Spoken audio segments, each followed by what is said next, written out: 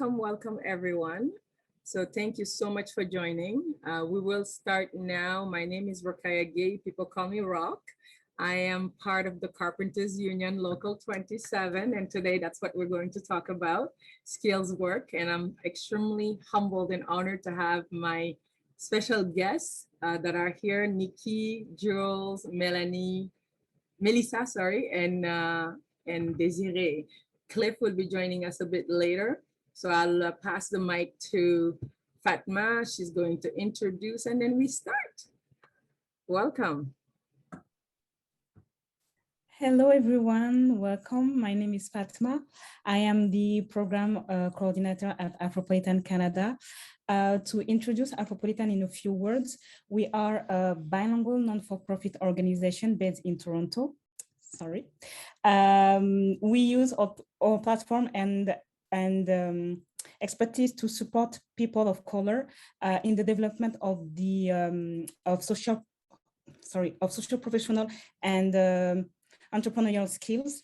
Our mission is to empowering and how can I say that? To empowering a young woman and men of color with key competencies to succeed in their professional lives. And we also provide soft skills and entrepreneurial workshop, cultural program, and events to support them in their education and career advancements. So thank you so much for joining us today. Thank you, Rokaya. Thank you for the to the guest speakers, and have a nice workshop. Wow, amazing. You learned it by heart. That's amazing. So thank you, everyone. Thank you. So I'm so happy to have every single one of you guys. What I'll be doing is, instead of doing the introduction with the guests right now, we will go straight into the video until Cliff comes by, and we will do poll. And then afterward, when Cliff is here, then we'll do the introductions. He just finished work, so he should be here shortly with us. So Fatma, would you be able to put one of the videos? What the videos are just short synopses of form work. The other one is scaffolding. And the plan wasn't to have a video for the sessions, but it really turned out well. And I had a videographer to really put it together so that to show you exactly what we do at the College of Carpenters Union during our trainings.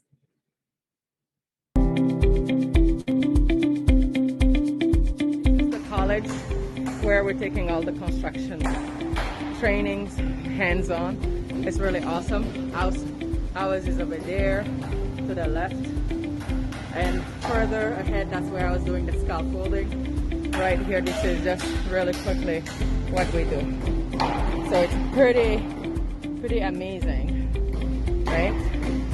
And you get to learn hands-on everything to do with the skill training. And the outside, and the inside.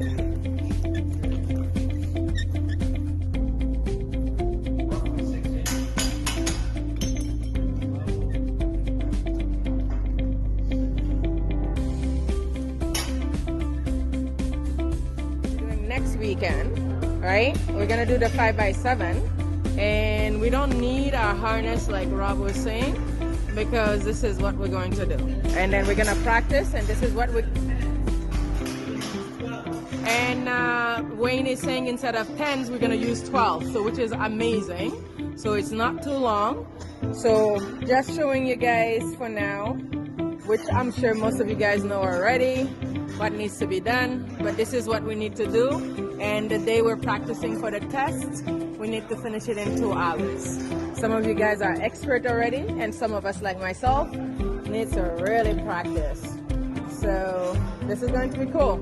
It's just missing the ladder and so on and so forth, but we will be good. So you put 2, can you start over? Oh, okay. Okay. Wow, amazing. Amazing. Okay, Mike. Okay, opposite.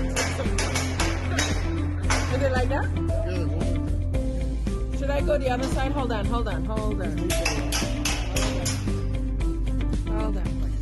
Is it opposite to each other?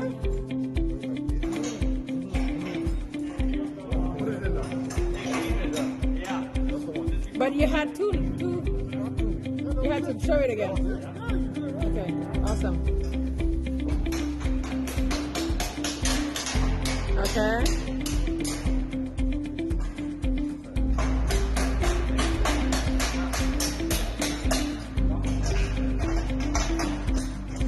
I'm seeing you on the camera, you know. That's just fine. No. Sorry, Ryan.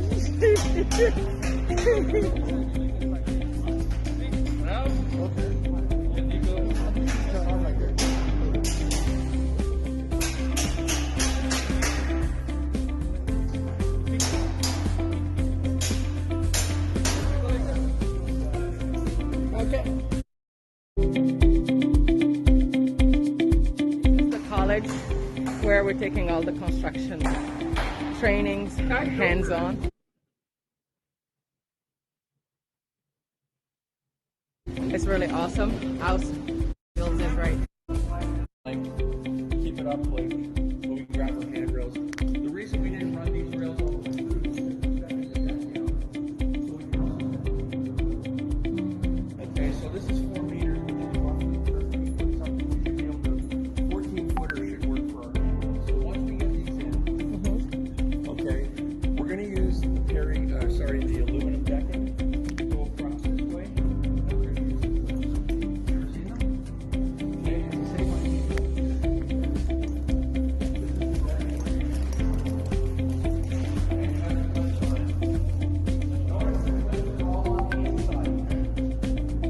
Okay, so the clips are on the inside of it because we don't want them to blow off. We don't want them to fall off the edge of the fall.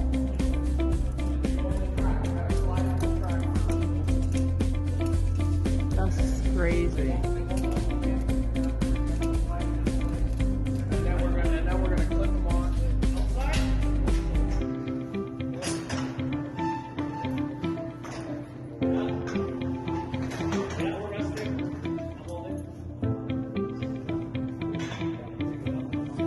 Ready to lift?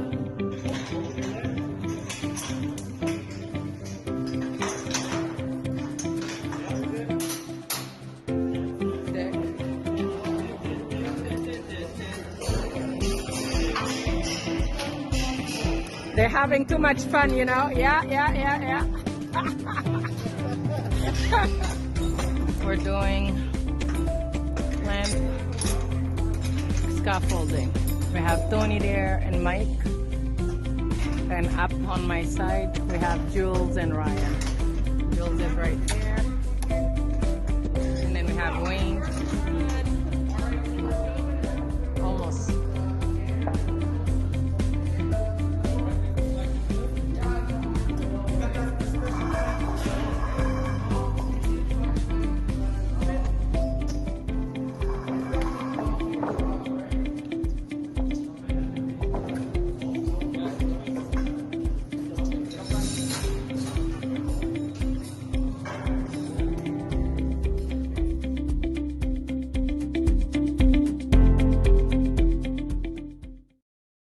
So thank you everyone. So when it comes to scaffolding, as for those who arrived earlier, Nikki was talking about it. It's something that is really pretty good, pretty interesting, I could say. You need to know exactly what you're doing, and you need speed. And it's what I love about the College of Carpenters Allied Trades is that you're actually learning hands-on what you're going to do at the job site. You're going to be like, we'll be doing formwork, so I'll be showing you videos later. For press of time, it's 6:45. So what we'll do is we'll go with one of the polls, and we have some question to ask, because some of you, I know that we have quite a few new faces today. Thank you very much. But some of you were here from session 1, session 2. So the question we're going to ask is, just from all the things that you've heard, tell us a bit about what type of careers exist in construction. You've heard some of our guest speakers from last session. And the great thing today, we'll have a lot of help because we have quite a few people from the Carpenters Union who are here who'll be able to also work with us. So Fatma, go ahead, please. So what careers exist in the construction industry? So what you'll need to do is if you're on your phone or on your tablet or iPad or your laptop, please go to www.menti.com. So that's spelled M-E as in Edward, N-T as in Tom, I.com. And enter the code, oh my gosh, I need to wear my glasses, 5963048. I'll put it on the chat as well. So at least some of you can, all of you, if you want, you could just click on the link. If not, if you already have it from last session, so www.menti.com. And the code is 59630448. Sorry, I stopped typing actually. .com. So this will be the link. And then for the code, 59630448. And then you just start adding, I'm going to also join. You could go on your URL, on your browser, on your phone or your laptop, and just go to www.menti.com. Yeah, we have a plumber. Remember, we had a few guests last week that were here, for those who are here. So which type of career exists in the construction industry? Project manager, yes. We had a project manager last time. Tile maker, electrician. What about us? Remember why we're here today, the carpenters? So for those who are just joining right now, thank you. You could go ahead and go to www.menti.com and then enter the code 59630448 and answer this question: what careers exist in the construction industry? Okay.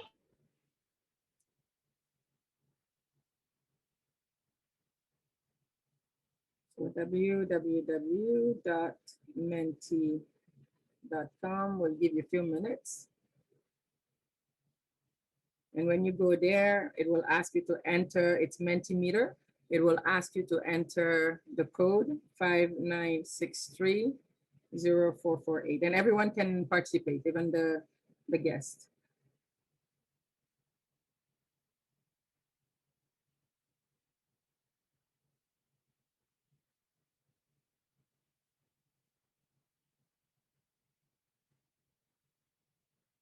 And you could have several options in there. We have painters, glazers, estimators, the engineers. There are quite a few careers, and that's why we're here today, just to discuss. We have brick mason, okay, scaffolders, yes. Surveyors. What else? The metal. What do we do with the metal usually?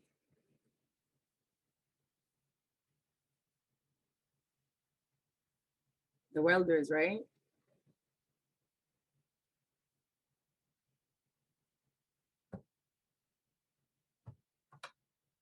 Glazer, yeah. We have surveyor, film and TV, estimator.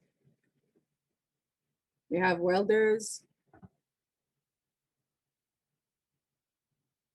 We'll give you 2 more minutes. So for those who just joined, thank you for joining. You could please go to the browser or to on your tablet, your phone, and type, it's free. It's www.menti.com. So MENTI.com.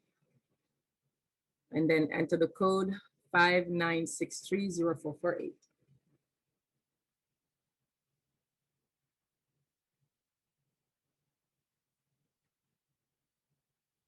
One more minute.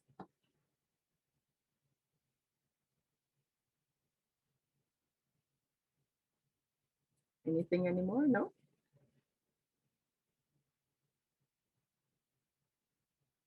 If, for instance, you prefer to put it on the chat, you could be welcome to put it on the chat as well. And I'm just gonna check to see if Cliff came.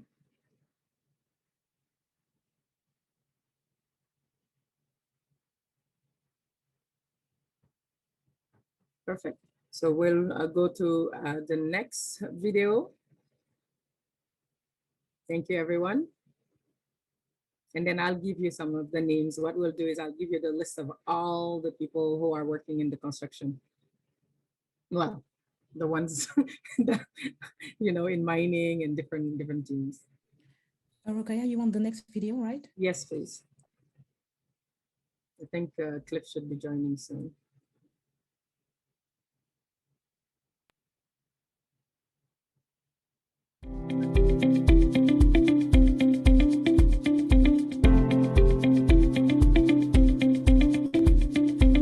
Hey everyone, this is the College of Carpenters Allied Trade.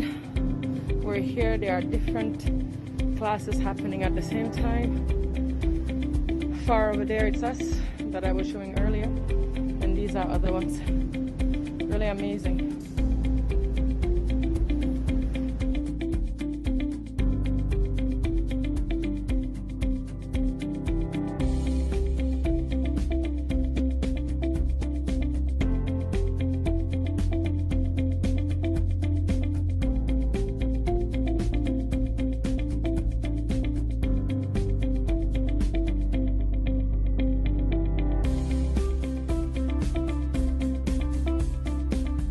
Doing well. This is Rock here. We are at the College of Carpenters Allied Trade during lunchtime. We just finished our lunch, and at this moment, before we demolish this is a machine-based project that we're doing, and you have here with us several different elements that maybe you might not know of, but the bottom here is really, the bottom is the template. We have the whalers, we have the corner locks that really help keep everything tight. We do have also quite a few, the braces, just to make sure that when the concrete is poured, everything doesn't go completely off. So you will definitely see this is like really amazing. And we've been doing this for a few days, and it is complete, and we're going to demolish it. If you notice here, that's the other one. That's one of the teachers. Perfect, thank you. So what I'll be doing is, in some of the project we're doing, I'll be sending quite a few videos. So the crane.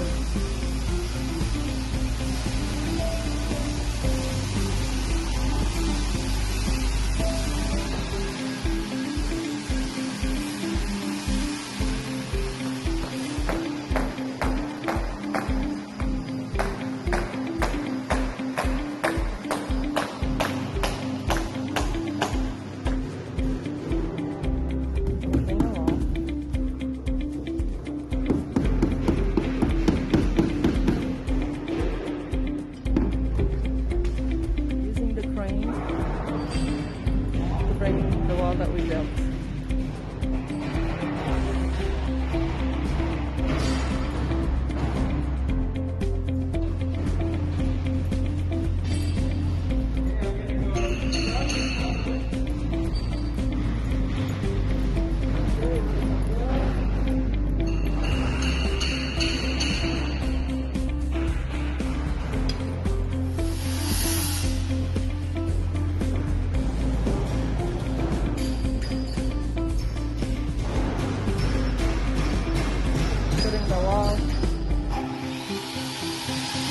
Way cutting.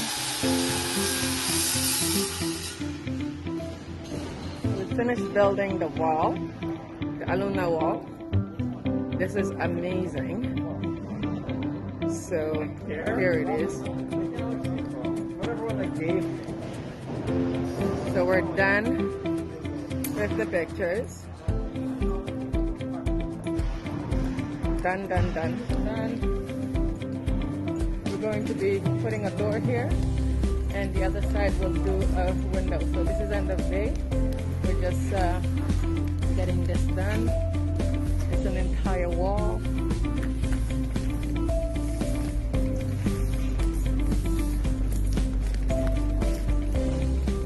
Pretty much. And then my other colleagues, this is what they've done too.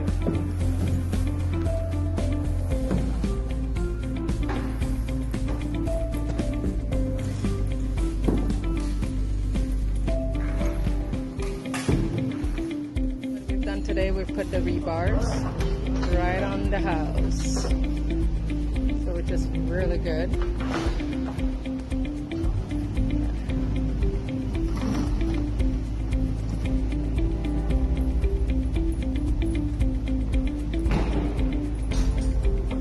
It is getting there. We're not done yet. As you could see, we need to now get the whalers in. They're horizontal to the studs.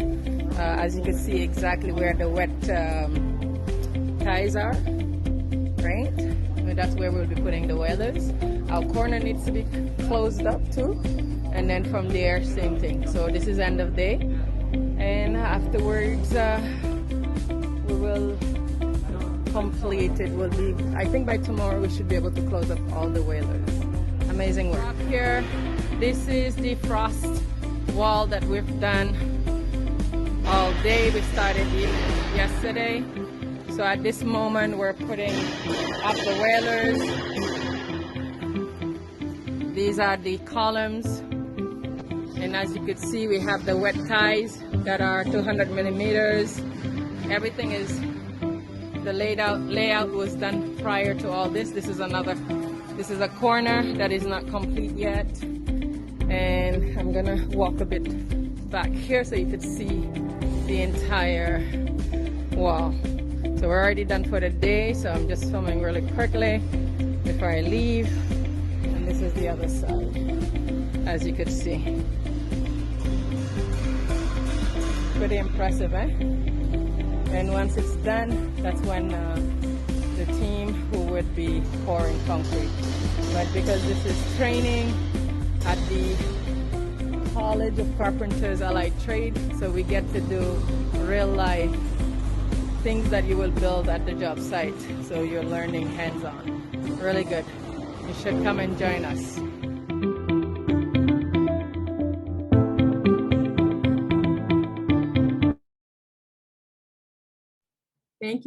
Thank you, everyone.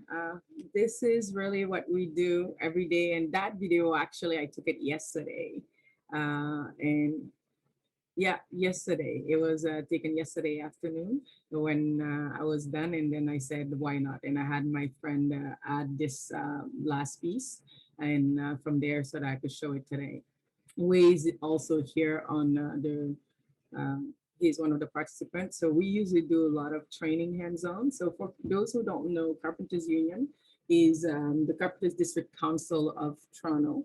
It's affiliated with 16, it's with 16 affiliated union, and we have about over 30,000 men and women working in wide range, like in different field in skilled trades. That is like drywall, carpentry. We have people working underwater construction, welding, resilient flooring. We have scaffolding, as you saw, the formwork, the concrete formwork. Right now it's in huge demand. And they're looking for a lot of people. And as I mentioned before, for those who were here and for those who are new now, when it comes to construction, at this moment, we have a penury of, we're lacking a lot of workers. We have a lot of people, a lot of baby boomers who are retiring. And as a result, we need more people to come join us and then work. So today, I wanted to show you exactly what we do every day, and then also talk to the expert who's been in the trade for so long. And some of us are new, some of us not so new. I know most of you know who I am, but for those who don't, my name is Rakaya Gay.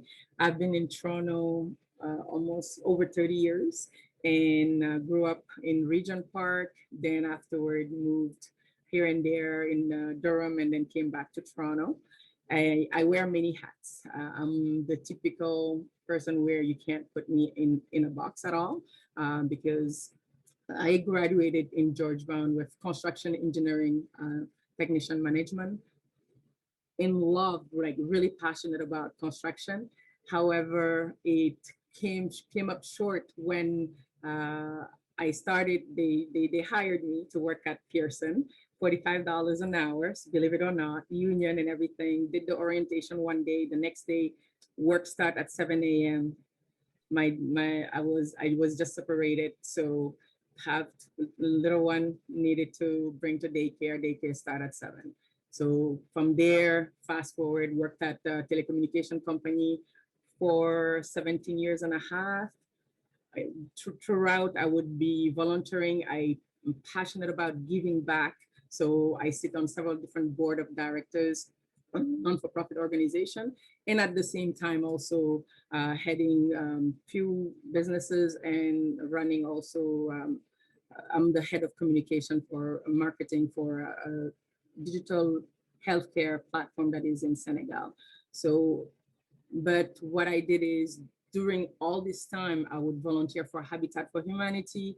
I'll be volunteering also for $1 Million Smiles. $1 Million Smiles, for those, you could just go to milliondollar.smile.ca. We usually build playground for children battling critical illnesses. So it's something that I've been doing since 2013. Because of COVID, unfortunately, it's shut down. Well, the business is still on, but we cannot build any playground, but it's something that I love to do. Fast forward, I started, like I got laid off at Rogers in 2019. So I'm like, hey, I could go back to what I love. So last year in 2020, I decided to go online and see how can I go into the union, where can I go, what can I do? And surprisingly, I found a flyer from TCBN, Toronto Community Benefit Network, that I called, signed up with my girlfriend, Keisha, and then we said, let's do this. And from there, it was just amazing because what happened is they asked for us to volunteer to give flyers, trained us and stuff. And I ended up going into meeting Mike York, Chris Campbell, talked about wanting to come back to the trades. And then I became a member of the Carpenters Union Allied Trade. They gave me a shot and it was really impressive. So I'm like, why not? So fast forward, I worked at Hard Rock, building, like doing form work, which is what I'm doing training right now. Believe it or not, I didn't have to, but I've done it. And during COVID, gained some pounds. Guess what? 25 pounds shaved off in 2 months from doing construction, 30,000 steps a day. I don't want to scare you guys, but it's just so, it's so great. I know I love to say amazing. What it is when it comes to construction, it's tangible. It's you walking, you do some project. When you drive by or you walk by, you can say, I've done that. This is so impressive. And also the fact that you're learning. And I'm not going to kill it. I'm going to have our guest speakers to speak and tell you all about what they do, why they're doing it. And then from there, we could start. So on that note, I will have Jules, if you could please introduce yourself. Cliff, thank you, welcome. If you could introduce yourself and tell us who you are and what you do, Jules. If you are available, because I know you said you had also some technical difficulties. Let me see.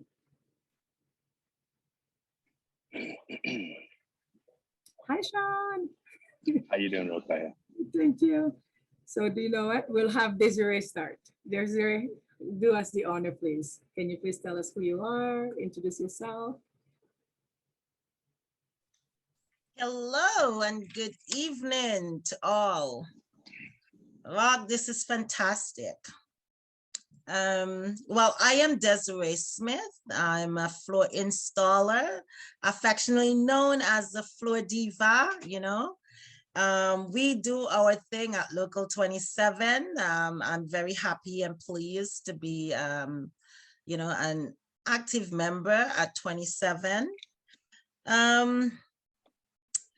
What else? Well, you said introduce. Do I go further in or just? How long you've been doing? Okay, so you want me to give you my bio kind of thing. Okay. Please. So I got into the trades back in 2014. That's when I signed up. But before, I've been doing little knickknacks. I don't know why, because my background was as in business. But every summer I would take up a task. I would build a closet one summer, paint the house next summer. So every summer I would take up a task. And then summer of 2012, I decided to do a floor installation in my daughter's room, pulled up the carpet, put in the flooring, and wow. When I got up, I was like, what, did I do that? So was very impressed with my work. And, you know, if you know me, if it looks good, I got to sell it. So I heard a commercial one day about women in skilled trades. And so I thought, I should look into that. My background is accounting. I took business. And so math is, I'm okay with math. I called up the Women in Skilled Trades program. They told me I would have to come in and do a math test and so forth. I asked, that's all? They said, yes. So I went in, did the math test, passed it. Then when it was time for the call up, they had called me, and that's how I got into to it. They didn't sell it as floor installation though. You have, in Women in Skilled Trades, you learn to build houses. So that's what, that's how I started off, as a enhanced carpentry is the program. So we learn to build. We do everything for a house, everything, windows, doors, bulkheads, everything, ceiling, roof. And when it comes to flooring, I still have that passion. Not only did I do the hardwood, laminate, vinyl, linoleum, I also started doing the hard stuff like terrazzo tile, you know. So, I mean, I was just everything flooring, and I thought, wow, I love this. So I pursue it. After finished the Women in Skilled Trades, I hooked up with Local 27, where I did my basic. And then after doing my basic, they send you out to work. After working, well, you'll keep working until you work the hours to advance, and then you can go back and do your advanced. We only have basic and advanced in flooring. But after that, when we had the laid off, I went and pursued terrazzo tile and marble, because as I said, I want to do everything flooring. I call that the hard stuff. It's okay, you got to get real dirty and everything with that. I love both of them, nevertheless. Finish up that, went back to Local 27, put in my hours, and then pursue to advance floor installation. I did my advanced flooring, and that was 2019. No, yeah, I think so, 2019. And then went back out to work after finishing up that. So this year I should be writing my Red CEO. But due to COVID, I took off the whole year last year and some of this year. So did not, well, so far still working on the Red Seal, need my hours, adding up slowly. But that's basically it in how I got into the trades, and I love it. I do everything. I was fortunate that way because, again, the Women in Skilled Trades, and then I just finished a program, the scaffolding program, and last year I did estimating. So that was good. That was fun and a lot of numbers. So I was okay with that. That's impressive. Wow, what a background. That's amazing.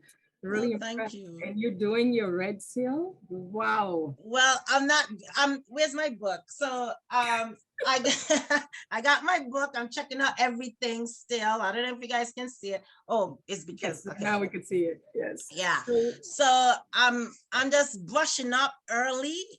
I'm not there yet. I'm just brushing up early. That's all. congratulations. Thank you. So up next, Nikki.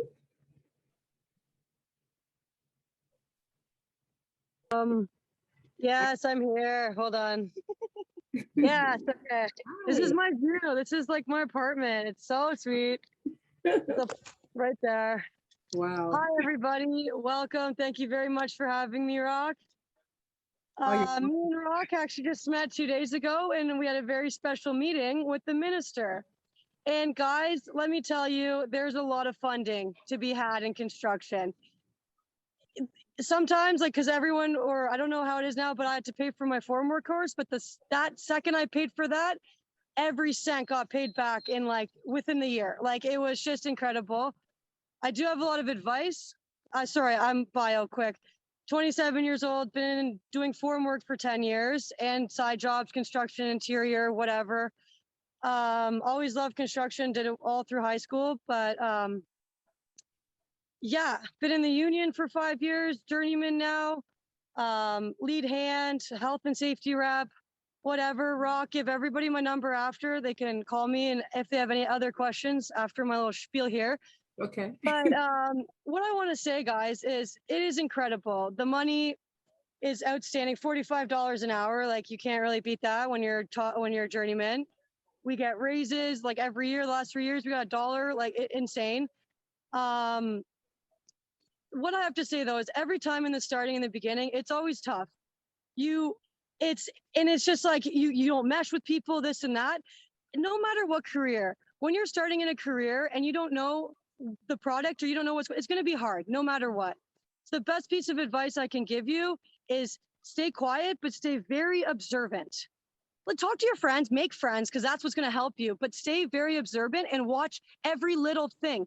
Even if you take a couple minutes on your break to just look, take pictures and go home, because knowledge is power. And the second I got that knowledge after a first term, I already had 3 guys that were like second, third, fourth term, and I was running them because I picked up so quick and I already gained the respect from there. And yeah, it's tough to be respected as a woman and like, oh, like, because you're all these tough guys around. But when you show what you got, and we're brilliant like we're so smart, we can pick up on these things way quicker than them. So we can pick up and we can go. And once you establish yourself and you realize what you're doing and you take the time to understand, everything will fly. Like, certain people will rub you the wrong way, that's okay, keep it down, don't say nothing, because something else will come. Your opportunity is there. There is so much to have. Like, the courses are amazing. Like, you get in, you go wherever you want, but you make friends. You can do, I'm doing formwork, getting kind of tired of it. I think I'm going to do some mass timber, thinking of going inside. Formwork was really cool for the last 10 years, but it does do a toll on your body, but it is incredible. Totally lost 10 pounds, like just sweating because you're running, but you get breaks. Like, people are really cool. You got to be honest, but you give your all every day. And it's such an amazing journey. You can do anything. You can do timber, you can be in homes, you can do trim, you can do absolutely anything. Like, we have so many cool courses. We have cladding, a new cladding course that just came out. If you want to do that, steel structure, that's like the side of buildings. There's so many great courses. We got the training center down in Vegas, which will open up soon. Once you get third term and you're committed, they'll send you down there. There is so many opportunities. You can grow, you can strive. And I just appreciate talking, and I hope everybody took a little piece of this. And Love it. unfortunately, I got to run, but thank you guys so much. Or I'll let you speak, obviously, but thank you so much, Rock, and good luck to everyone's journey. And please call me if you have any advice on your journey. Absolutely. Thank you. Thank you. Thank you. That's why Nikki just say everything one time. So up next, we have Mel. Hello, everybody. My name is Melissa. I am a second year, second term. Actually,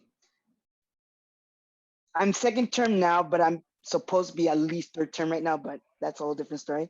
I work with a sports flooring company. Been with them for a year. Um, and how did I get into the Carpenters Union? So I got a tip from a friend, and because she knows that I'm into construction. Okay, before I got into the union, um, I went back to school, doing architectural technology. I actually wanted to do. I actually want to learn AutoCAD, all that good stuff, like just to know how to develop floor planning. So I'm into that. So I am actually going to go back after getting my red seal. Um, so I was in Humber College, and a friend of mine gave me a tip of a on a pre-apprentice program called Building Up. So Building Up is a social enterprise where you get paid to learn. So if you want whatever career path you want to get into construction, they pretty much will guide you into the career of choice that you want to get into. So for me, I was more into carpentry, but I was also into landscaping. I love landscaping. I study horticulture, got my horticulture technician certification, um, but I want to do more. So with Building Up, they helped me to improve my woodworking skills, which I had, but I just had to polish a little bit. And went to Local 27, and I I just had to switch from general carpentry to flooring, just because I don't, maybe I just don't understand it. I just don't agree with um doing the formwork, because the formwork is your pre-apprenticeship into your general carpentry, and I'm just at a point where it's like, but I'm already at a pre-apprenticeship program. I don't want to go through that right now. I want to just go straight into a trade. So I went into straight to flooring. Um, did my level 1 2019, and I was one of two, top of my class, only female in my class. Loved it. I learned so much.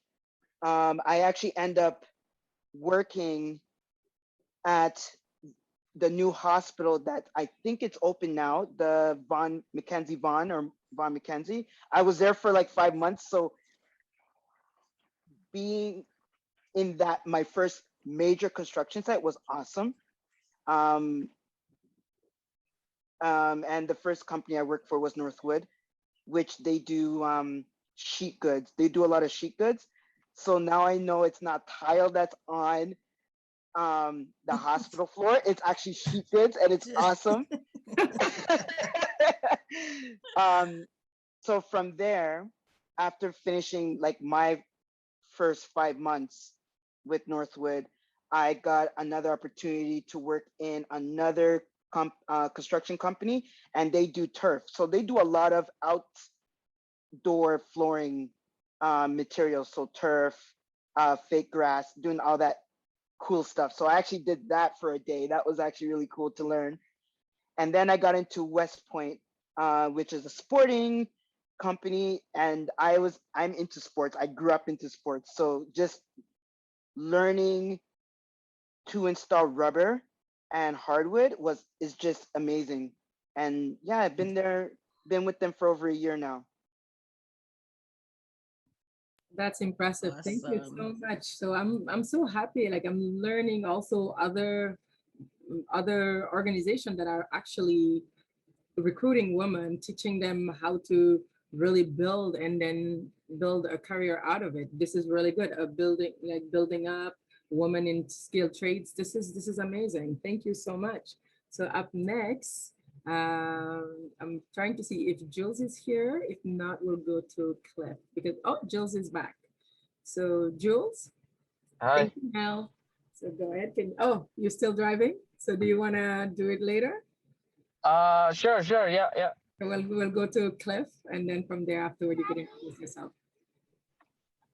So go ahead, Cliff. Hi everyone, Cliff Donegal. So I'm an instructor, Red Seal Carpenter instructor at the College of Carpenters and Allied Trades. And how I started out in this, it was a journey. I was actually back in Jamaica. I was in construction. My brother owned a construction firm. So that's where I actually started learning the ins and out. Obviously, coming to Canada, we don't build houses the same way as we do in Jamaica because insulation is not a thing in Jamaica. But anyway, so I've been here in Canada for 29 years, and actually, I've never been working anything other than in construction and as a carpenter, because I came right into one of those pre-apprenticeship programs. And this is one opportunity I always take to highlight how important it is to check your community organizations and see when these pre-apprenticeship programs are available, because it is actually one of the easier way for new immigrants, people who are new to the system to actually enter the trades. And so I always appreciate the fact that I started like that. So I've worked in several sectors, and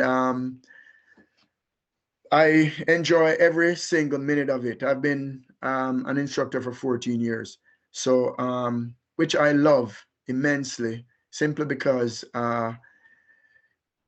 networking is so easy, because I have so many different people coming through, and it actually makes you really proud when you see people that have been tutored by you, and they're moving, right? So I mean, Jules, Eleanor, I've taught a few people that have come through. So it's actually a really good, and of course Rocky. So it is quite it's a almost like a bed of opportunities, right? Once you come in. But as Nikki earlier alluded to, it is hard to begin with. It's not easy. And as women in the trade, it is not exactly an easy go. However, there are advantages that women have that men sometimes don't possess, and it's sometimes the way they see things. And I see it in my students. I see it in when I work beside women. It's just that sometimes an eye for detail, they have that and all that stuff. I'm not saying that men are any different, but I'm saying I notice it a lot in women, and it is a good thing. So I think my role here is going to be just to highlight some of the ways that you can enter the trades, and particularly carpentry.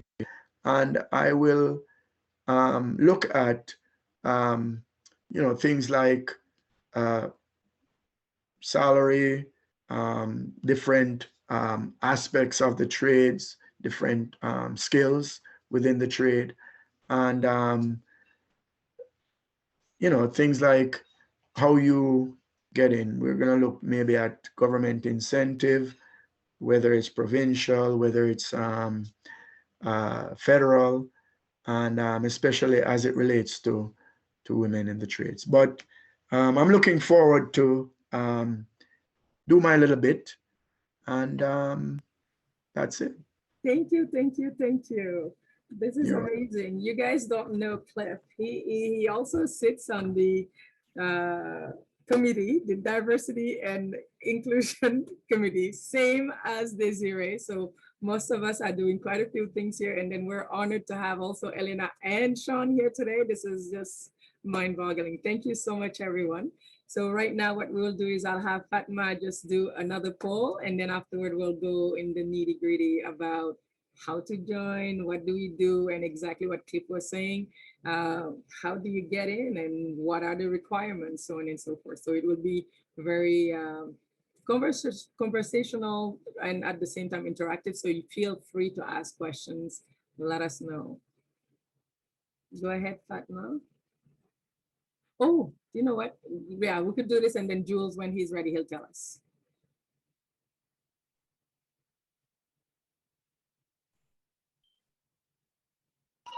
So hint, everyone. So, earlier, I'm sure all of you heard, carpenters, what they're doing. During the introduction of each of our guest speakers, Desiree, Nikki, Mel, Cliff, they mentioned quite a few keywords. So please take your phones or tablets or on your computer, go to www.menti.com and key in the code 59630448 and tell us, what does a carpenter do in Canada? Because it's different in different countries, right? And you know, we had this question at the beginning, session 1. So I wanted to bring it back to session 3 to make sure that if anybody remembered, what do we do? There were quite a few things that I've said, Cliff said, Nikki, Desiree, and Mel. So please, to your keyboards. So we'll give a few minutes and then we'll start. We'll read up. So you could go to www. I already put it on the link. I could on the chat. I could put it back in there. So bear with me, just in case. If those who are on their phone, they could just click on it right away.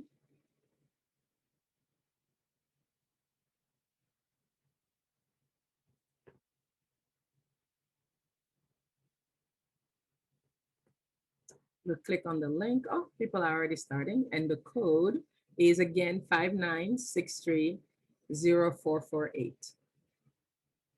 What does a carpenter do in Canada? There's the floor diva who was here talking. We have the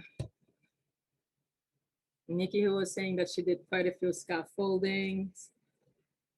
Oh, it's coming up. That's awesome.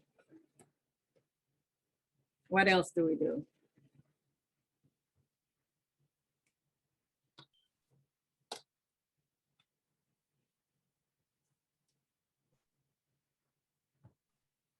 So I have here installed, teach, tools, build, demolition. We do formwork, concrete formwork. What else?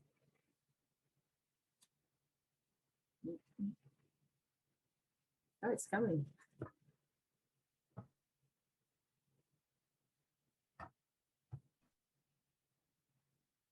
And the carpenters can also participate, you know, so you could give them a bit of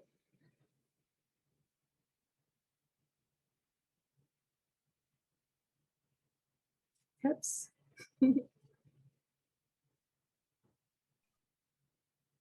So what does a carpenter do in Canada?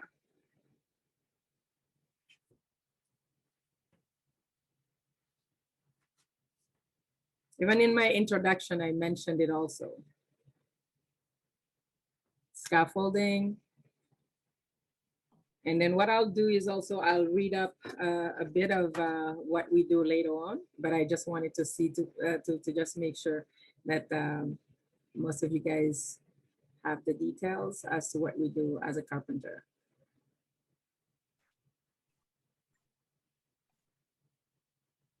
So 1 more minute, and then we'll start. And for those who don't want to use the or can't use the Menti right now, you could go right away on the chat and then put it there as well.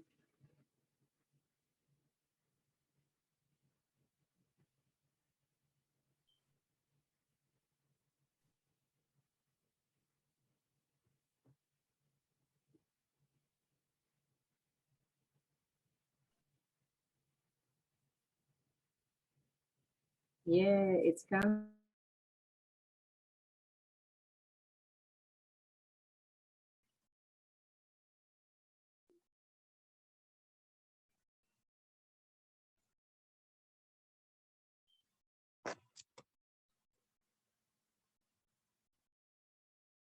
I need to wear my glasses. Okay, roof, floor, welding, demolition, trim, interior finishing. Cliff, you want to help a bit? Or Desiree? To add? Mel, to yes, add more? you could tell them, yes. Okay, what does carpenter do? Oh, you guys forget the biggest thing we do. What? We volunteer. we volunteer on bills in the community. Oh, carpenters do a lot of free work. I can tell you that. Also in the community, we help and facilitate with, for example, TCBN, help them out a lot. We walk the street and do canvassing. Oh, yes. Yeah, I did that last year a lot during COVID, really pushing canvassing. So that's one of our biggest things. Actually, we have a MAC committee, and can you imagine? A union has a committee where we do free work. That's how volunteering in the community means to us. Giving back, yeah, you know. Elena said also, yeah, we get involved in our community.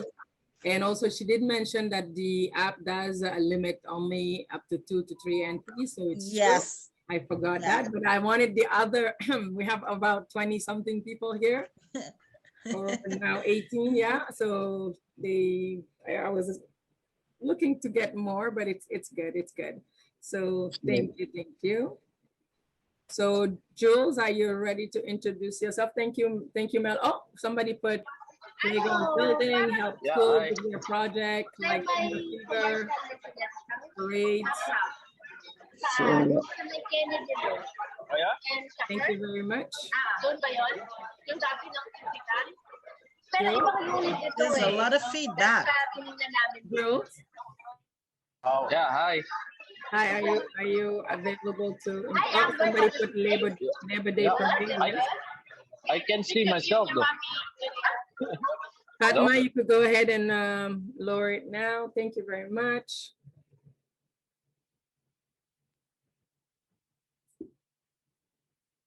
So, oh, is Jules gonna speak?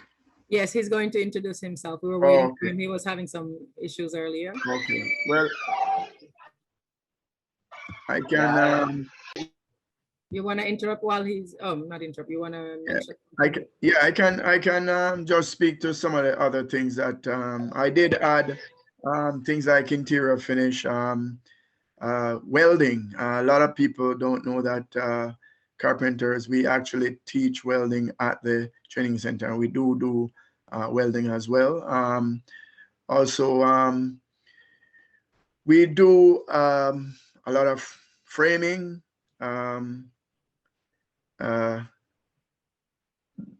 There's different, because when we do, sometimes we end up doing things like for commercial properties, we actually go in and renovate like, like Home Depot and stuff like that. We sometimes go in and do renovations on a periodic basis. Also, renovations in hotels as well, right? So, and this includes a lot of skills involved. But again, I mean, we will do drywall. We will do, it depends on which location you are at, but you may have carpenters doing multitude of different applying different their skills to different things. From if they're doing a house, for example, out in the boonies, you don't really call specialists to do stuff. They will do the foundation, they will frame the house, they will do the finishes, doors, kitchen, roof, everything about that building, right? So in the I'd say in the cities, it's more likely that you'll have specialization. But once you get out, it actually, the skills intertwine. Thank you, thank you, thank you. You see, everyone, this is why Cliff is is here. So he really knows really well the trade. He's just very humble, doesn't want to mention much, but he is, I would say, an encyclopedia. It's a, who speaks English that can translate that? Encyclopedia in English is encyclopedia. Thank you. Yes. Yeah, so he's a dictionary. Wrong. He's a dictionary. Yeah. Yes, he's a dictionary indeed. Thank you. So Jules, now are you available? Yeah, hi. Hi, how are you guys? I just become a journeyman carpenter like a couple of months ago, and it was a hell of a journey. But yeah, the trade is very exciting. It's one of the most fulfilling careers out there. I can compare going to the trades and going to college, because I've been to college too. I incurred a lot of student debt, and I have to pay it back. But I don't like. I'm not against education, but to me, trade is the best because you learn while you're going to. You learn at the same time you get paid. Like I was in the college, like I'm not getting paid at the same time. Like yeah, that was the downside, but I learned a lot because I was going to school doing business, doing finance, so it helped me a lot on how to set up my business, how to network, and like it's life skills. But for it, if I can looking back to it, it's not that I regret it, but if I would have started earlier in the trades, I could have accumulated. I'll be a journeyman early. But anyway, life is a journey, and yeah. I'm still working on my red seal. I'm continually learning, and yeah. And I ask a lot of questions. It's always carpentry is as a carpenter. There's so much thing you can do. Like from when I was doing my schooling, intermediate school, I heard there was like 45 or 50 different trades just within the carpentry. You can do welding, you can do framing, you can do roofing, you can drywall, interior, exterior. You can do sidings. So much thing you can do. You can do metal with metals too. Anything you can connect, anything you need to lay out, all transferable skills. Like for me, I'm doing formwork for 5 years. I learned a lot. but I'm still continually learning and trying to. I try to adopt this mindset, the growth mindset. If you're not like growth mindset, some people have fixed mindset, but yeah. Um, uh, One of my mentors is he just spoke earlier, Mr. Cliff. He's one of the best mentors over there. I really enjoyed when, when I was being taught. Like he explained everything, and yeah. If what can I say about this? Especially union. The union really really helped me grow because coming back, I'm an immigrant. Like coming here to this country, I don't know what to do. Like it really teach me how to become like a responsible person. Not just when you build something, you you become a planner. You want to know what you need to do. You need to know the drawings or like you prepare. You wake up early. There's so many things that the trades teach you that doesn't require talent. So like that's just life lessons everywhere, and it makes you a better person. It made me a better person. I'm not, I don't regret at all. The money is good too. So yeah, everybody needs to earn. So that's Thank all you. I have to say. Thank you very much for giving me a chance, inviting me. It's actually my birthday today, so I'm celebrating my birthday with you guys. Oh my God, happy birthday. Happy birthday. Happy birthday. Yeah, thank you very much. I'm so grateful to have good mentors. There's some bad, I'm not saying it's all gonna be good, but there's always a challenge. It's always a team environment because I'm a sports guy. I like team environment, and oh, I'm so lucky. I have good mentors. I have good mentors. The journeyman that I work with, they teach me life skills, not just inside the job site, outside the job site, how to handle myself. So yeah, I Thank just you. feel lucky. Thank you, and happy birthday. No wonder why All the right, thank you. background noise. I'm so sorry. Thank you. We're honored to I have you hope here. you guys on can your hear birthday. me. I'm in the back of the restaurant right now. Okay, thank you. Sorry about that. Yeah, I'm so honored. Thank you so much. Oh wow, I am blessed, to have my brotherhood and sisterhood here today and on your birthday. So All right. thank you so much. So that's So my on that note, do story. you wanna? Yeah. If you guys have any Thank you very questions, much, Joel. I'll be happy to answer. All right. Perfect. Okay. Thank you, Joel. Sean, hands up. I hope to connect with you guys because I'm still have more to. I love connecting with people. That's one thing I learned also in this trade. It's a small world. You need to I need to go out there. Everybody I ask numbers. That especially in construction. This is small world. Like people talk and then you need to build relationships. That's what I learned from it. I wouldn't be able to become a journeyman if I didn't learn how to build relationships. So I like this idea of networking. So yeah, thank you very much for inviting me. Well, thank you. Thank you so much, and happy birthday again. So I guess that's it for me. And if you guys need my email, I'll give you my email or I'll send the also information. send out content. If you, I'll be happy to help. I'm here. All right. Thank you, Jules. Enjoy your birthday. Bye. All right, thank you very much for inviting me. People are saying happy birthday. Cliff said happy birthday. I gotta go. Thank you very much.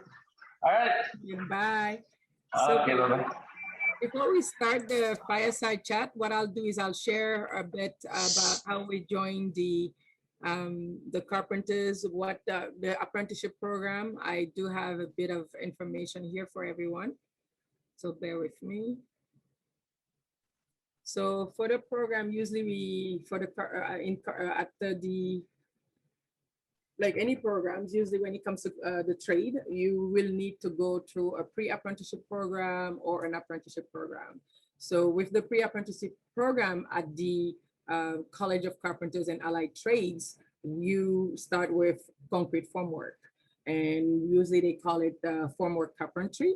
And usually it's 7 weeks, which I am doing right now, even though I didn't need to do it, but it's just for me, if I'm going to do my basic, I rather start so that I know, at least I know the base and I'm prepared, and there are a lot of math that is required. It's like I'm back to college or high school. So it's, if you don't love math, don't worry, you will be able to do a lot of training, a lot of hands-on. So we do both in class and as well on the floor where we'll be learning.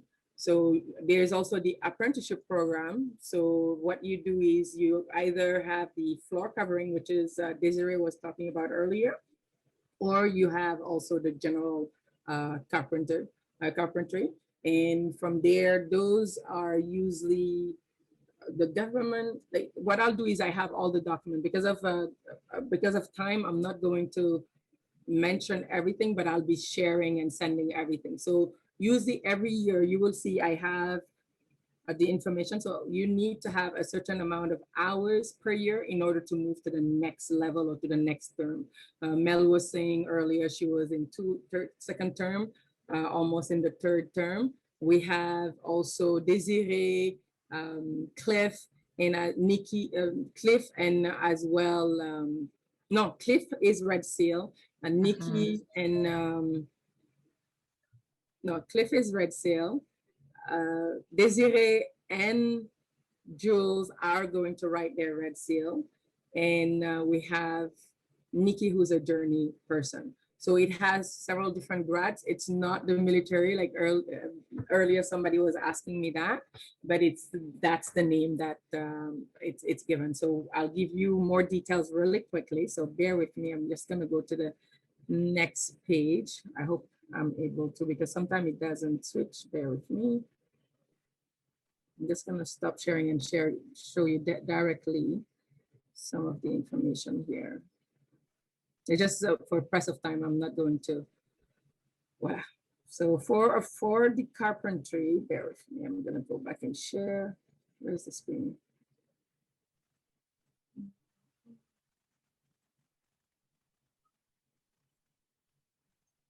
Yes, for carpentry, flooring, you need 6,000 hours in length. That's what they usually say, and 90% of. Correct. Can you hear me? Can you see it? Yeah. Oh, you can see it? Okay. So usually most of the time for the apprenticeship program, we'll say you need your grade 10 math and English. Usually though, we always tell people, especially the youth, please finish high school though. Don't just do grade 10 and then apply. Grade 10 math is because when it comes to math, you will be laying out, you will be doing a lot of geometry. As you see some of the building, if you notice, sometimes the forms, how they are laid out, like when it comes to cylinder, silos, different things. So you need to know how to measure them mentally, but also using the calculator. And then from there, you'll be able to lay everything out really quickly, because we use metric and imperial as well. So what you need to do in order to start the apprenticeship program, you need to submit, you could go to that's why I put the website earlier, the ccat.ca, which is the College of Carpenters and Allied Trade. You could enroll. This one is, it's for the floor covering. And what I'll do is I'll show you exactly the first year, first term. Because of press of time, I'm just gonna, oops, I just went faster. Bear with me.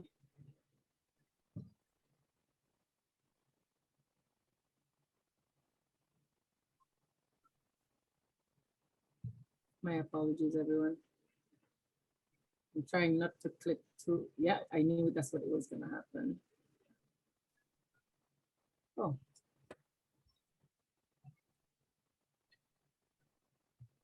So as you could see here, we start as an apprentice, first term.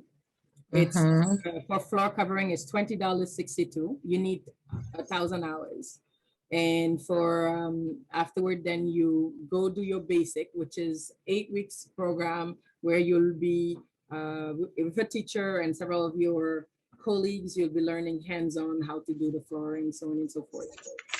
While you are an apprentice, though, in the first term, you'll be working at a company, learning and earning at the same time. So you're working, but you'll be matched with a journey person, somebody who has experience, knowledge, or a red seal. And then from there, they'll be showing you the ins and outs.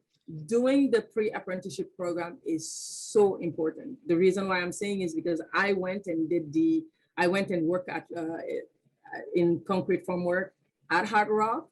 Sometimes I used to wonder, like I learned really quick, but I used to wonder, like, how does he know how to measure what he's doing, where he's going? We have the floor plan there. We sometimes some of the engineers will be there. Sometimes we have also the foreman who's there, who's going to tell you exactly what he's looking for, and each of us are sent to do different work on the site. And there with the journey, if you did the pre-apprenticeship program like I'm doing right now, everything becomes second nature. Everything is naturally read easy, and then you're able to actually do exactly, because you'll remember, you'll know the triangle, the 3, 4, 5, how you need to measure, how to calculate, because how the hell does he know this? But he's been doing it for 20 years and he knew also what he was doing. But it's really good to do the pre-apprenticeship program if you can. Second term, you will get 2268, as you could see on the screen. You do need anywhere from 1,001 hours to 2,000 hours. Third term apprentice is 2474, from 2,000 hours to 3,000 hours. So your pay stub, when you go to work every day, every week, you will get those hours that are already keyed in. But they do give you also a little booklet that you could also put all those information, so that at least you bring it to the college so they could put it in. Rock, not to cut you off, Mhm. also keep in mind our class hours are added also. Absolutely, absolutely. So you get there faster, you know? Yeah. So by the time you're going out to actually start working, you're closer, you're already getting your 22, basically. Correct. Pretty much, yeah. Because you Yeah. as soon as you finish level 1, you automatically get 320 hours from that class, and then when you get to your job site, when you get your first job, it goes from there. Yes, thank you, lady. Oh, and classes is not it's not 8 weeks, it's actually 10 weeks. It depends. This one for the flooring, it's For flooring is 10 weeks. oh, it's they changed it to 10 weeks. Okay. But at the carpentries, we're doing it.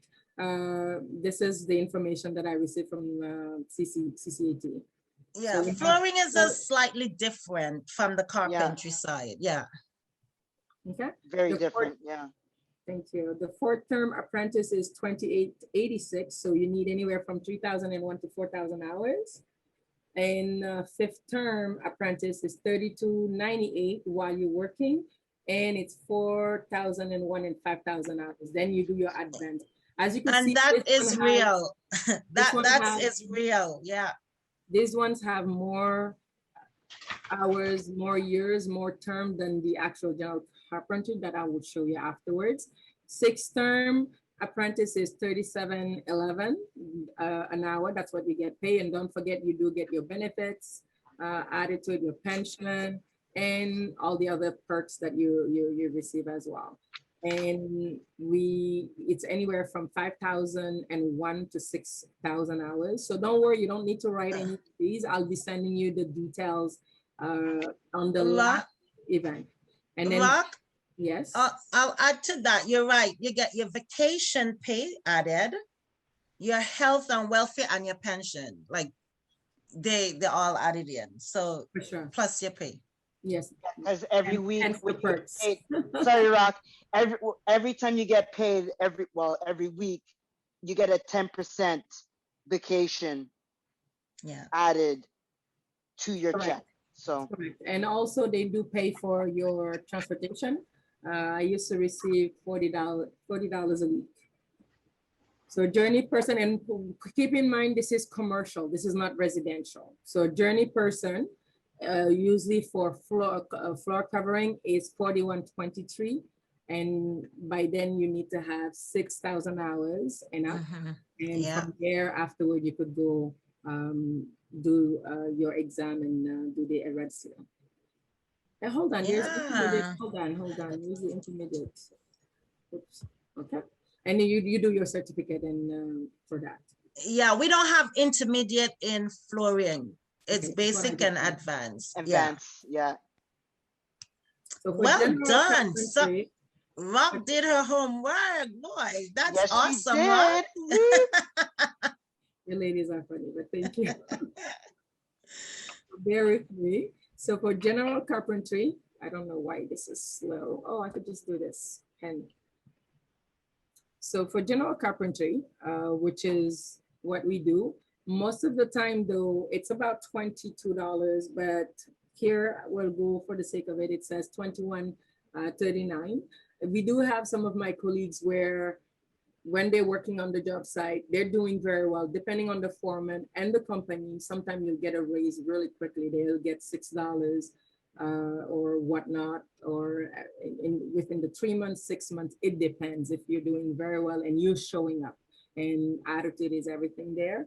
Then once you do the pre-apprenticeship program, then you do the first term. We need about 1,800 hours in order to qualify to do basic. Once you do your basic, you do tests and everything. Once you pass, you need at least 60%. Then you go to second term apprentice, and that you will be paid $25.84 or more. And you need anywhere from 1,801 to 3,600 hours in order to go and do your intermediate training. Once you do that, you will go to third term, and from there you're earning 30, 28 and plus.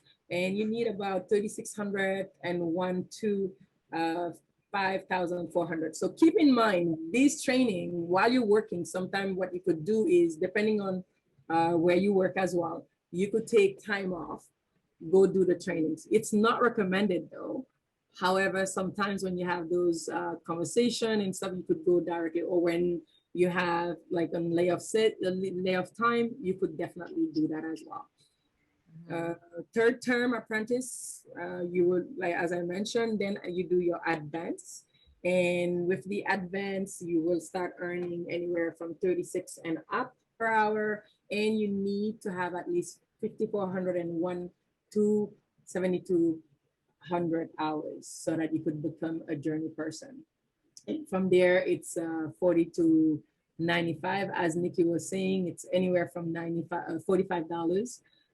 She's the journey person is earning and up, and then you do get your raises, so on and so forth. You get full coverage, benefits, and also your pension. So it's pretty good. And keep in mind, while you're doing this apprenticeship program, you're learning, you're earning at the same time. So there's no other way, right? Any questions before we start the fight? Oh, right on time too for the fire just side chat. Do you have any questions on the floor? I know I've been talking a lot. No, you've been giving good information. Thank you. Any other questions? Anybody know? So we'll move to Kwesi. Do you have any questions? Can I, yeah, sure. If I could just say, if anyone would like further information, my business card, Rokaya, she can definitely get you that information. We can get you more detailed information on how to come into the trades, and I can, as we normally do, take you on a walk to the training center. You can ask any questions you want to ask at that point from any of our instructors that we will encounter. That way you walk away more informed, and you know how to go back to either your organization or your company or your group, and make sure you channel those folks who are interested, who want to become carpenters. That's the difference. You gotta want to become a carpenter. True. When folks are trying things out, sometimes, a lot of the times, they meet a little friction and they sort of say, I think I'm done, right? They didn't meet the right people, they didn't get the right connections, and then they walk away. But the folks that are determined to be a carpenter, they're going to go around or over or under what they're going to do what they have to do in order to get to where they have to get to. Ellen has done it. Everyone on this call has done it that are members of the carpenters. They've all done it. So information's there if you need it. Bye. Thank you so much, Sean. Thank you. Thanks, Sean. That's awesome. So just wondering if you have any questions. Anything? Rukaya, I think there is question on the chat from Elena. I don't know if you have seen it. Thank you. You see, I need to wear my glasses to see that. Actually, two. I think there is two questions. Okay. Yeah. So Elena said, if you could tell us other pre-apprenticeship programs any of you know of, that would be great. You mentioned Building Up. What other ones does exist? Okay. I know last week we had. I could. Yeah, go ahead. Oh, I could just quickly, for pre-apprenticeship programs, you do have a couple of ones running. One of them is called CRAFT, Creating Real Apprenticeship for Toronto. And also, it's not really pre-apprenticeship, but it's for people more in school. The OYAP program, Ontario Youth Apprenticeship Program, with the different school boards. You have Durham, you have York, you have Peel, and you have Toronto Catholic and Toronto District School Board. That's one way of entering as well. And we also have SCAS, which is a Scarborough apprenticeship system out there that actually they are basically they do almost like a pre-apprenticeship course, right? Just let me look at it. Says it's basically a full-time day school pre-apprentice training course available for applicants who are 21 and older, right? And it's through Scarborough Centers for Alternative Studies, right? So there are a set of different routes that you can enter, and like I say, it's so Rock, you got it all there, so I need not say more. No, you can continue. It's just for anybody who wants to also copy paste it, but I'll be sending the details in. Okay, perfect. In yes, excellent. But thank you. Yeah, sure. It's on the slides. It's just because I was like with time and everything. No, that's it's fine. Really good you're explaining. Thank you so much. Because I don't know it by heart. It's like for me, I would need to actually read it off, and it's pretty good. And what is the next question? Hold on, I'm just gonna go to the second question. At what point, is that what I read already? No. At what point could one apprentice in general carpentry change the flooring apprenticeship? After Red Seal, would we have to start at the beginning as a first term for flooring if we are a Red Seal carpenter? That's an excellent question. Wow, I could definitely look into this and get back to you, unless actually, Cliff if you could also check in to see like how easy it is for us to transfer into like any other thing at any point. Okay. So for example, like I'm third term right now, if I wanted to go maybe into residential and just do trim work, for example, because I love trim, not really ICI so much. So, or flooring or siding. So like, I don't know, like we've never being told like by the union like how really about the other unions that are out there. Like even when I took what was I taking? I was taking the classroom part of the concrete formwork course. I believe it was in the drywall building.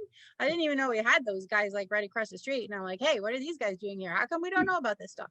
So yeah, if I'm wondering if the union has anything like a forum or like a meeting or something like that. Like this kind of stuff is great because, but even having something either for the public and 27 members or just for 27 members or something like that, where we can just, you know, find out more about the whole gamut, you know, of like all the opportunities.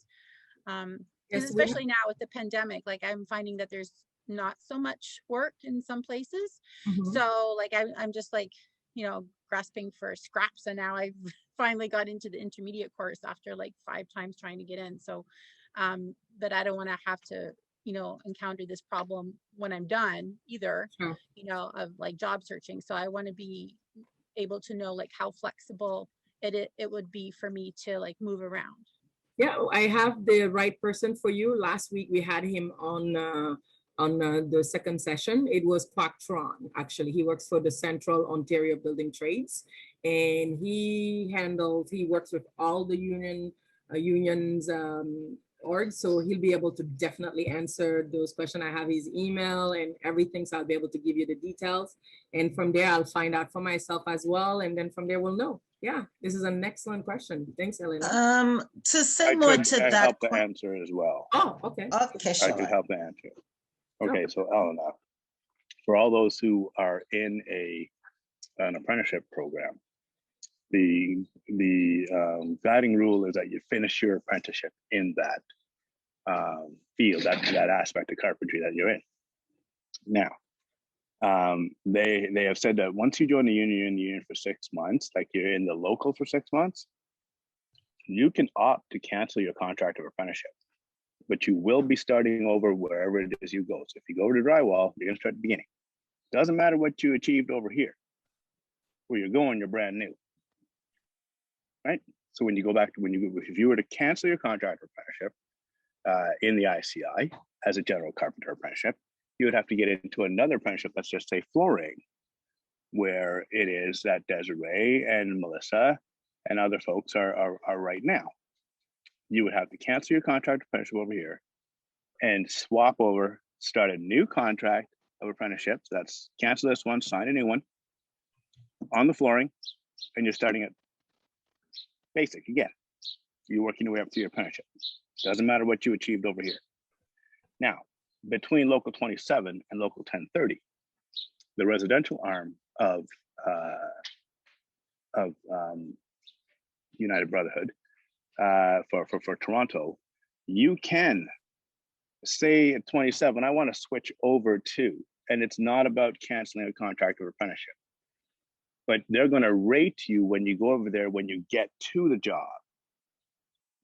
And for the most part, you're going to start at the beginning, unless it is you've got prior skills that show that you're just a, ace carpenter. Then they will grade you accordingly for the most part. But they do have they're normally $3 to $4 less than the ICI carpenter on that local 1030 side. Okay, there you can. I've signed folks up who are from the 1030 side, and they realize that they want to be over on the 27 side. So they come and they say, hey, okay, well, how do I do this? And it is that they've got to tell their leadership that they're going to cancel. So they go to their office and please, can you switch me over to Local 27? When they come over, they're starting again. Unless it is owner of a company or a journey person over there. The real apprenticeship is taught in the ICI.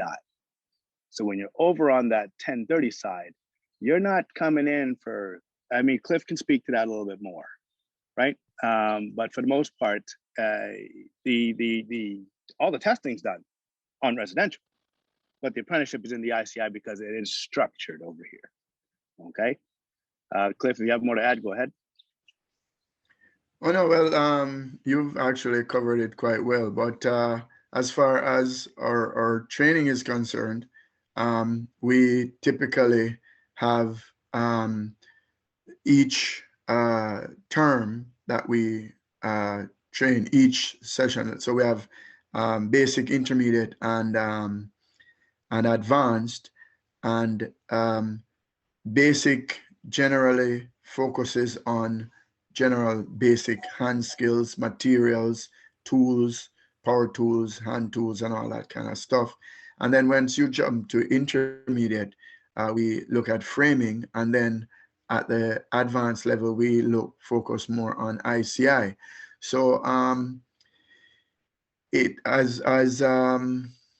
the thing with any part of the apprenticeship that you're at, the employer is not really allowed to pay you less than the prescribed amount, but they can pay you more. So if you jump from one, let's say you were a framer and you jumped over to formwork and you prove yourself, then you're likely gonna be getting, although technically you might be starting over, or even if you were in flooring and you jumped over to formwork and you got a job on a formwork site and you prove yourself, then you're likely gonna get a bit more than the standard. Even though technically you're starting over, you're gonna probably get more than the standard pay. However, when you still would be required, if you transferred officially, you'd still be required to do your basic, intermediate, and advanced schooling on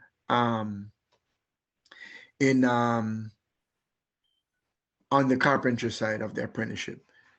I don't know if that helps. Thank you, Elena. Did it help? If I could just add, Mm-hmm. if I could just add, I'm sort of having dinner right now, so I apologize. But your business agent, whoever your business agent is supposed to help and assist you get to where you need to be based on what you're telling them. So if there's any question you have, you look at the business agent in the area that you're working in, call that person up. I need to talk to you. And they should be connecting you to the college. They should be doing the work for you that you want, because you're saying, I'm going in this direction. How do I get there? Am I right, Clifton? They make that connection. That's what we do. That's what we've been instructed to do. That's part of our job. Yes, absolutely. Okay, so, yeah. And just to mention, the meeting we had on Tuesday was just about, was it Tuesday or Wednesday? Yeah, was just about doing that, where we have a greater degree of collaboration between the entities, and we're not operating basically as separate entities, because you have the training arm, you have the union side, you have, so if you have a greater collaboration, then I think we can all, one, identify common goals, and two, assign these tasks in achieving the goal to the relevant people. And that way we're not duplicating and triplicating and doing all of that. And ultimately, the member must benefit in a positive way. And that's our aim. So I think, yeah, things are looking up. And of course, all our various committees and all that stuff, they're gonna actually come into play in terms of the voice of the membership, and relaying that information to the relevant people. Thank you. So for local 1020 is the IUPAT, right? The International IUPAT, Union of Painters. Yes, we had Ivan last week. He was actually here, and he was really powerful also, and gave us a lot of insight as well. He was one of the special guests. This is really good. Thank you. So it would be nice to really see Local 27 and 1020 working together, and then you don't need to start over, but it's good to finish first and be a journey person, right? Here's the thing, if I could just add, the object is to get the certification. Yes, absolutely. If you nail that down and you want to be a political scientist after that, go ahead. Yes. But when is it? So they let go all those scientists, and you're gonna come back. The trade is still gonna be here. You're gonna come back in at whatever dollar value that journey person with their red seal, or just that journey person is making. You're gonna make that money. Yeah. But if you don't get the certificate, you gotta start at the bottom. Don't do that to yourself. Sorry for the passion. Sorry for the No, that's passion, but right. No, it this takes is good. determination on this side. To be here and to get it done, you gotta look within yourself. You say it's me and you. It's you against yourself. Yeah. That's what it is. And you've got to make your connections with the outer world to get your brand online and get you working. That's how it is. You grow. I came into this thing from a family of no carpenters. I was the first carpenter in my family.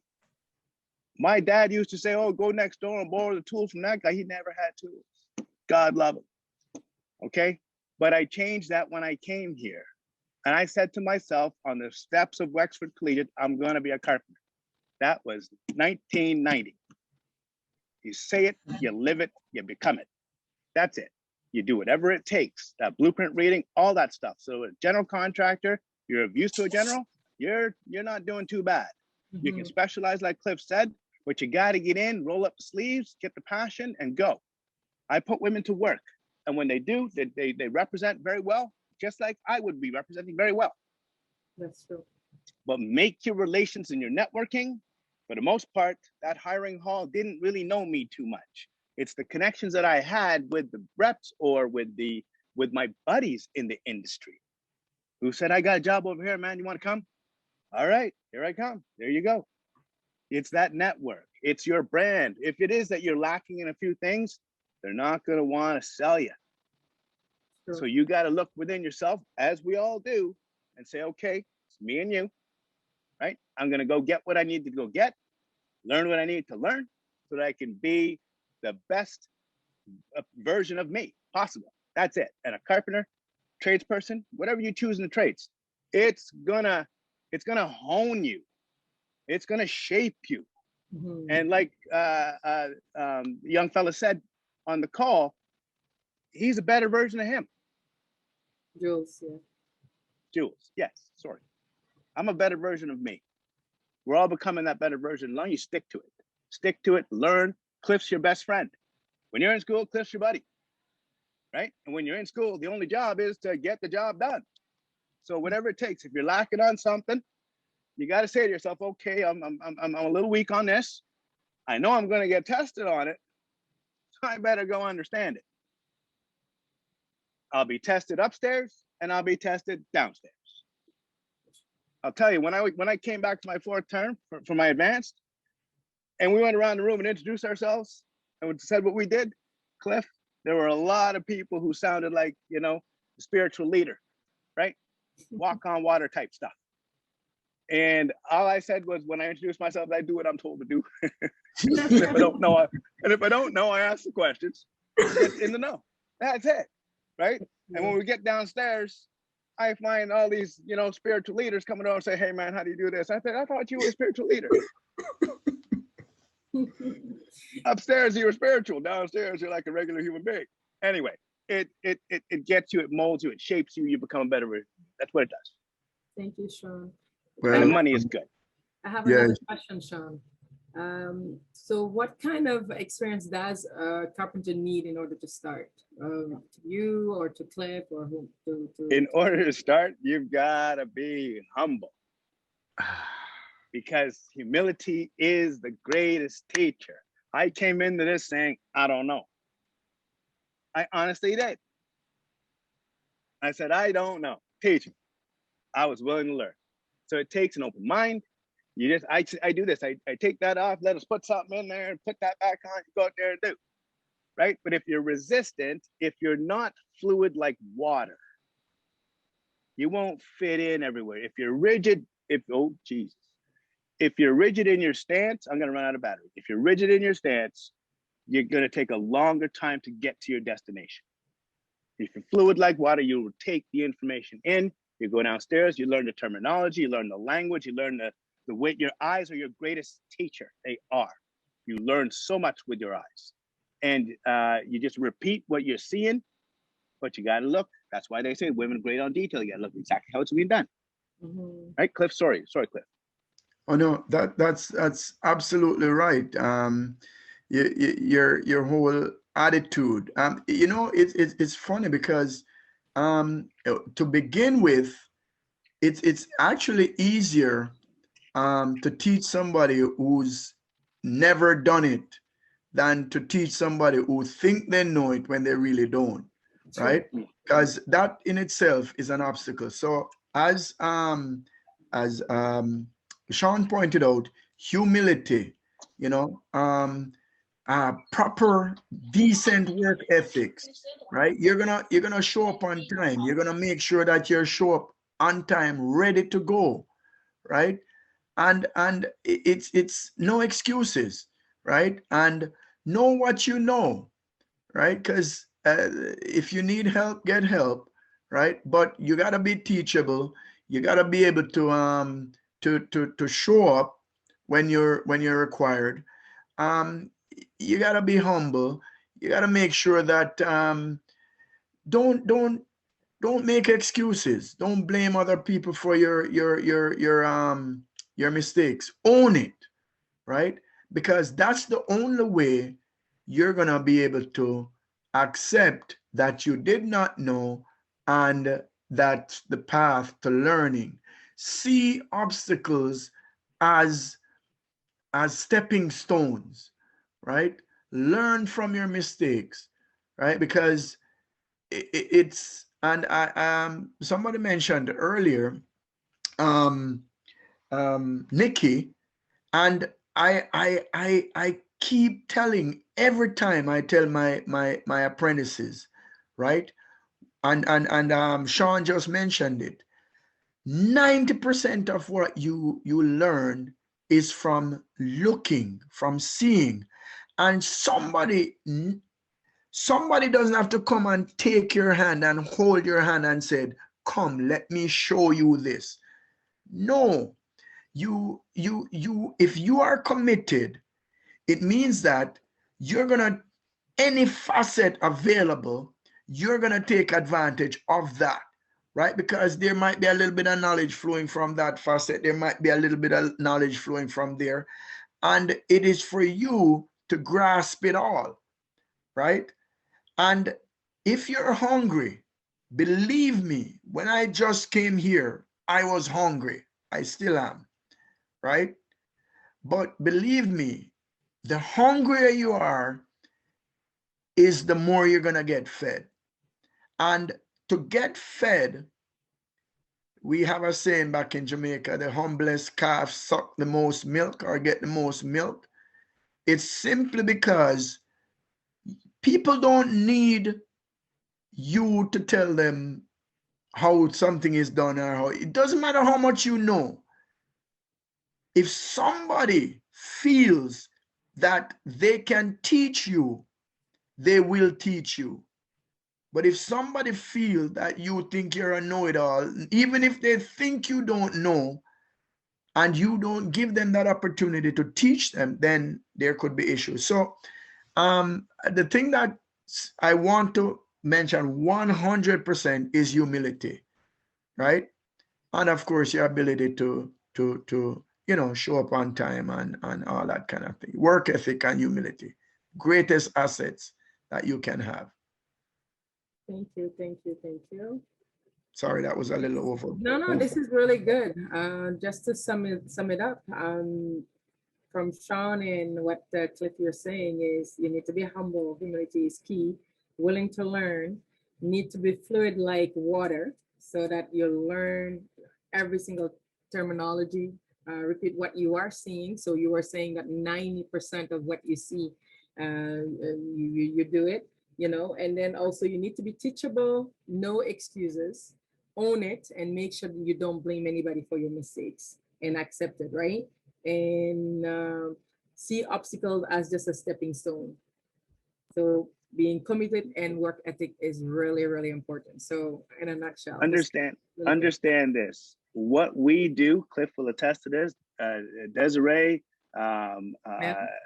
Nikki, Mel, what you do each day is either one of two things, right or wrong. Correct? Yes. So the more times you're wrong, you're not coming back. You got to be right more times than we are being wrong. So that means you got to take the information, and this over here is a career. It's a career. It's a darn good one. I can't speak like I am on site. It's a darn good one. It sent many families to university. It's paid for houses. It's done it. It's provided healthcare. It's provided for all the kids and the families and the dependents. It worked, but you got to learn it and you got to work it. I'm done. That's it. Thank you. Thank you. Any questions? So this is really good. I was going to announce the fireside chat, but we started it even without having to announce it. The fireside chat is just talking about what's matter about the pathway to our careers or your career into carpentry or carpenters, and especially in Local 27. So you guys, everyone, you're getting it like a real raw information from Sean, Cliff, Mel, Desiree, Nikki, and Jules. So this I'm in the mood to entertain questions if it is that that's part of the fireside chat. I don't know. But open it up for questions. Yeah, these are the questions. Like some of them I didn't even need to ask them because you already answered it. Cliff did, Desiree, Mel. So that's why it's a list. I already gave them all these questions before as well. So which is really good. And maybe one of the last one is, what steps can one take to be better prepared in carpentry? That step, what can a person do to be prepared? Well, you take that. Go ahead. Yeah. So no matter what stage you are in, remember, and I'm back referencing Nikki's reference to, in order to be prepared, you have to have the knowledge, right? So if you know you have an assignment, and by assignment, I mean, okay, the foreman tells you that, next week we're going to be doing, we're going to be putting up columns, or we're going to be putting up walls over there. If you're not familiar with it, if you're not, research it. Be prepared in the sense that as much as you can find out about it, right? As an instructor, I don't profess to know every single thing there is. And if a student asks me a question that I don't know, I'm going to find out, right? And if I'm going to, present any kind of class or anything like that, or even if I'm going to do something, believe it or not, there is a clear advantage, although sometimes I'm not a big proponent of it, but there's a clear advantage sometimes to watch people do stuff. Now, I'm gonna say YouTube, but sometimes, believe me, if you don't have some kind of background knowledge, YouTube can be more detrimental than it helps, right? So you gotta be, I say that with a grain of salt, but being prepared, knowing exactly what you need to do, and have a plan, a clear plan, right? Nothing works without a plan, right? Make the plan and work the plan, and you're good. I'll add to that because with what Cliff just said, research, right? Research exactly what you want to do. So if you're not sure, research. Then when you decided, for example, let's say flooring or drywall, when you decided the trade that you want to pursue, practice. When I say practice, learn how to use that certain tools that are used in that trade, you know, get familiar with the tools, because then you're more comfortable when you start taking the class.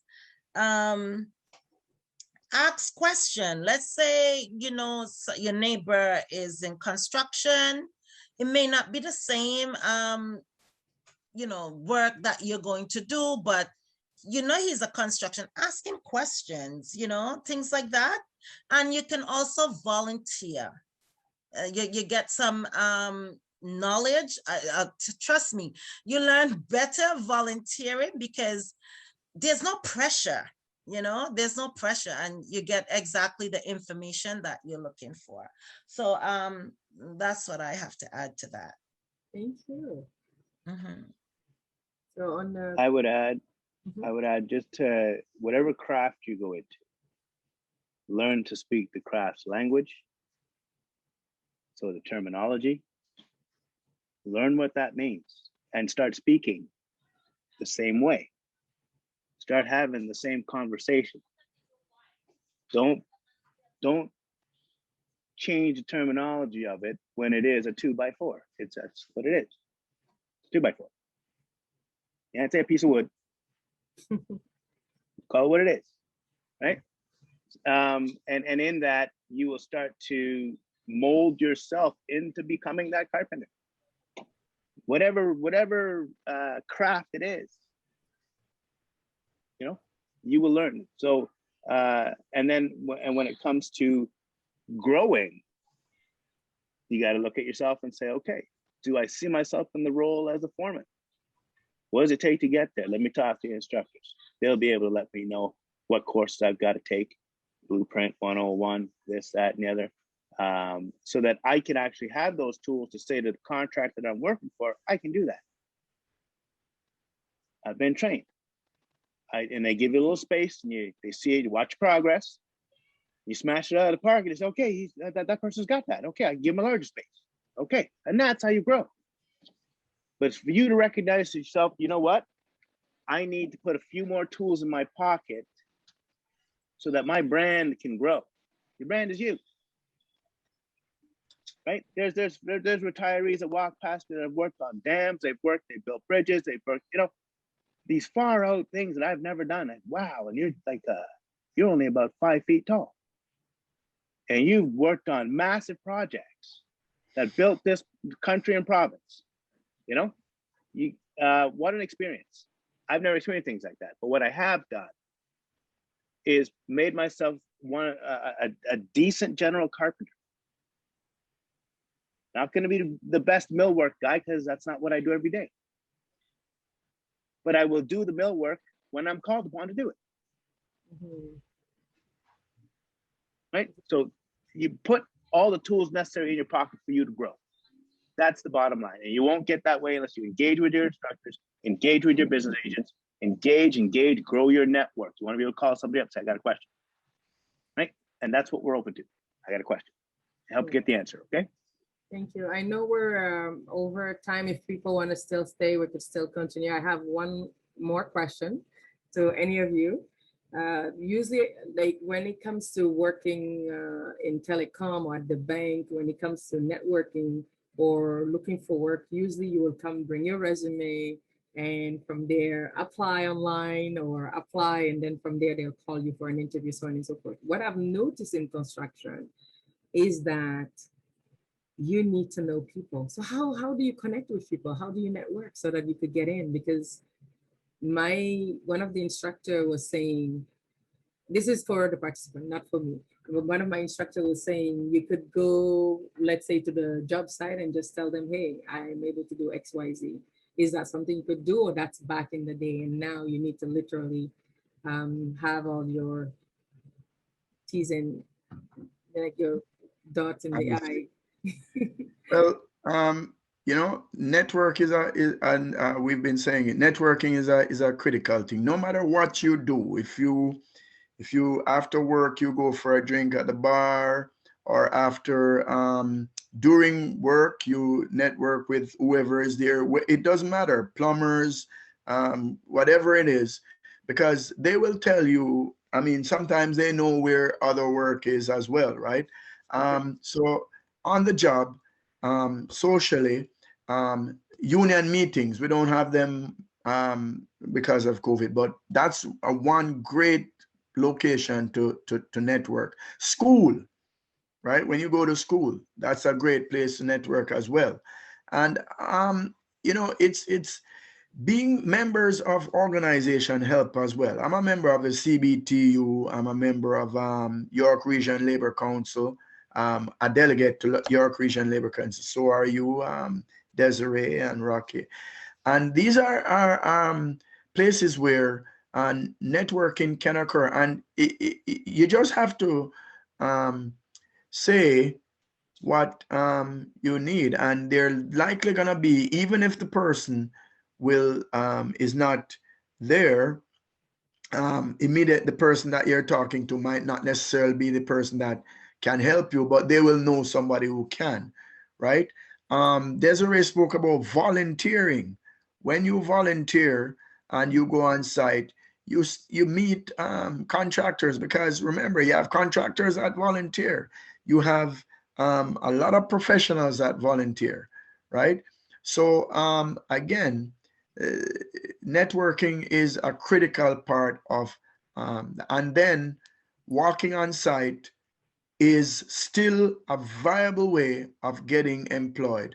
The one thing I say is that if the shift starts at 7 a.m., you be there at 6 a.m.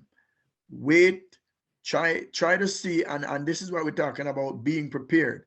See if you can find out who is the foreman on site, and just walk up in the trailer and say, I'm here to work, right? I'm a carpenter and I'm here to work, right? And sometimes you never know. Sometimes he might just at that point need somebody right that time, and he will hire you. But if he says, okay, get your tools. Oh, I didn't bring my tools. Well, you just lost the opportunity, right? Yes. So, and this is what I'm saying: show up on time, and show up on time, ready to go. And that's how it works. Thank So you. there are several different, yeah. Sean has his hand up. Go ahead, Sean. Once you're in the union, as Desiree, Cliff, yet volunteer is key. I'll tell you a small story. When I first entered this union, I did my 8 weeks of the pre-apprenticeship, and I signed my contract for apprenticeship.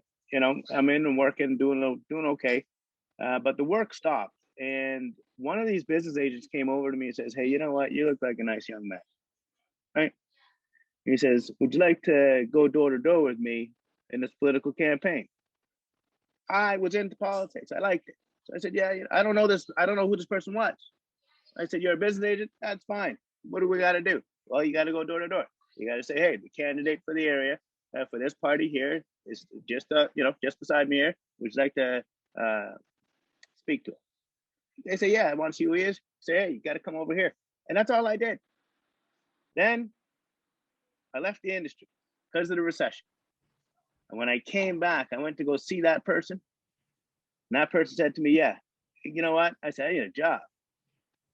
And he said to me, "Go up there and see ButtCon in Stouffville." Now I had the vehicle to go get there. And I went to Stouffville. I worked for ButtCon for 1 year and 3/4. Wow. Just on a, hey. But when I started there, I was only a second term apprentice, still rough around the edges. I had to grow every day. So I keep coming back. The moment I wasn't growing, they'd say, "We don't need you." Right? And I worked for the company, went here, there, and everywhere with them. And that, by showing that growth, by taking it, not like by learning, absorbing, and showing that incremental growth every day, you're going to be useful to the company. And then at night, you do that night work at the college to get you those extras to put in your pouch so you can just be a little bit better tomorrow morning. That's what this is about. Thank you. Very insightful. Thank you. So on that note, anyone has any questions? If we don't, I would definitely would like to first and foremost say a heartfelt thank you to every single one of you today. It's been very informative, very insightful, and very interesting. Like I just love it. But you know, I love construction. So, and also I would like to also thank the participant for staying in till 10 minutes after. Sean, thank you. Cliff, Desiree, Mel, thank you. And on that note, next week it will be about the Toronto Community Benefit will be joining us with Terrence and other special guests who will be discussing about how you start, how you join, how they could sign you up right away and start working with us. On that note, thank you so much, everyone. Thank you. Thank you all. Take care. Be safe. Merci.